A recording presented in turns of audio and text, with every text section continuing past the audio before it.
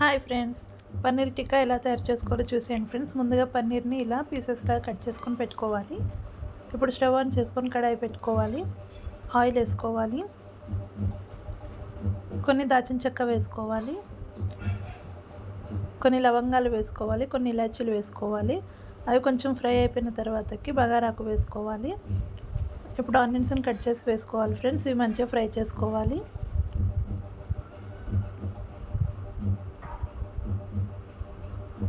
చూడండి ఫ్రెండ్స్, ఇక్కడ ఇవి ఫ్రై అవుతున్నాయి. ఇప్పుడు టమాటోస్ని కట్ చేసి వేసుకోవాలి. చూడండి ఫ్రెండ్స్, ఇవి మంచిగా ఫ్రై చేసుకోవాలి. ఇక్కడ మనకు ఫ్రై అయిపోయాయి. ఇప్పుడు చల్లారబెట్టుకోవాలి. పూర్తి చల్లారిన తర్వాత మిక్సీ జార్లో వేసుకొని పేస్ట్ లాగా చేసుకొని పెట్టుకోవాలి. ఇప్పుడు స్టవ్ ఆన్ చేసుకొని అదే కడాయి పెట్టుకున్నాను ఫ్రెండ్స్. అందులో ఆయిల్ వేసుకోవాలి. చూడండి, ఇలా చేసుకొని పెట్టుకోవాలి.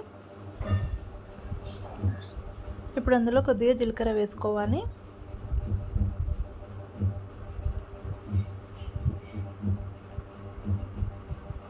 జీలకర్ర మంచిగా ఫ్రై చేసుకోవాలి ఫ్రెండ్స్.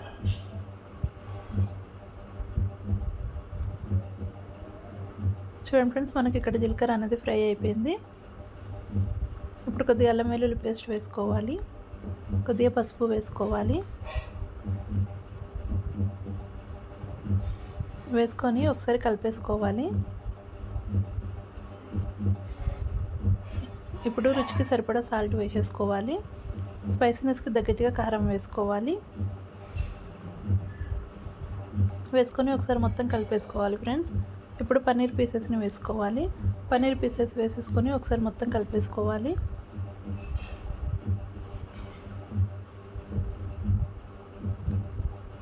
ఇలా కలుపుకున్న తర్వాతకి ఇప్పుడు మనం చేసి పెట్టుకున్న పేస్ట్ని వేసేసుకోవాలి ఫ్రెండ్స్. పేస్ట్ని వేసుకొని ఒకసారి మొత్తం కలిపేసుకోవాలి.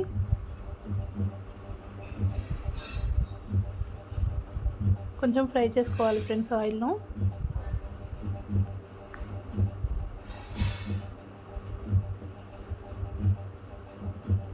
ఇప్పుడు కొంచెం వాటర్ యాడ్ చేసుకోవాలి. ఇప్పుడు కొద్దిగా కొబ్బరి పౌడర్ వేసుకోవాలి. కొంచెం జీడిపప్పు పౌడర్ వేసుకోవాలి. అలాగే కొద్దిగా పెరుగు వేసుకోవాలి ఫ్రెండ్స్. వేసుకొని ఒకసారి మొత్తం కలిపేసుకోవాలి.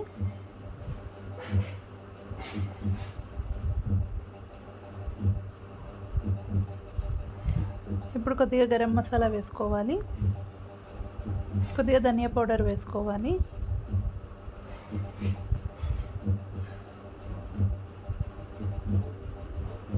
వేసుకొని ఒకసారి మొత్తం కలిపేసుకోవాలి. ఇప్పుడు కొన్ని వాటర్ యాడ్ చేసుకోవాలి ఫ్రెండ్స్. ఇప్పుడు మూత పెట్టేసుకొని ఫ్లేమ్ సిమ్లో పెట్టుకొని ఉడికించుకోవాలి. 10 మినిట్స్ తర్వాత మూత తీసి చూస్తే చూడండి ఫ్రెండ్స్, మనకు పన్నీర్ కర్రీ అనేది రెడీ అయిపోయింది. ఇప్పుడు ఫైనల్గా కొంచెం నెయ్యి వేసుకోవాలి ఫ్రెండ్స్.